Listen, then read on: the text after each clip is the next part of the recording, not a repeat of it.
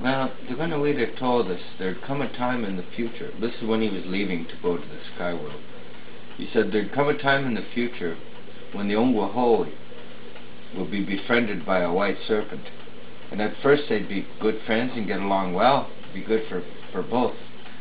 But 7 generations after contact with the white serpent, he'd have the Ongwahoi squeezed so tightly against his chest, basically squeezing the last breath out of him, when a red serpent would approach from the north, and he'd momentarily drop the Ongwahoi, who'd fall like a baby to the ground and crawl to the hilly country to heal.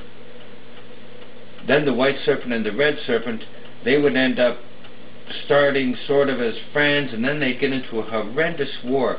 They'd tear open the Mother Earth, the face of Mother Earth.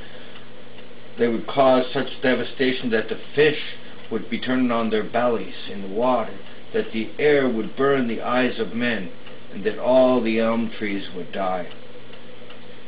And then, after causing all this destruction to themselves and Mother Earth, they'd be sort of in a lull, when a spirit would go down, dressed as a woman, down to the south to a black serpent and tell a horrendous story, which the black serpent would just be so appalled, he would come up to finish off the white serpent and the red serpent once and for all, and claim himself victorious, when, just as he's about to do this, he goes and finishes off the white serpent and the red serpent, and he looks to see who's next, and he only sees the Ongwahoi in the hilly country, and he says, "I have no fight with them," when a bright light, many times brighter than the sun, comes from the east.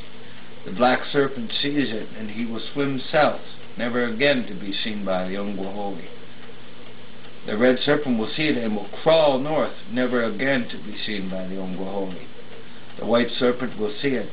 Part of its tail will break off and crawl to the hilly country to heal with the Ongwahoi, and the rest shall make a feeble attempt to swim toward the light. The coming of the light shall be the return of the Gunawida, as he said, of me. And he said that from the hilly country, the Ongwahoi would emerge as the great nation they always were meant to be, and would take their rightful place at the table of nations, their rightful seat. And their great leader would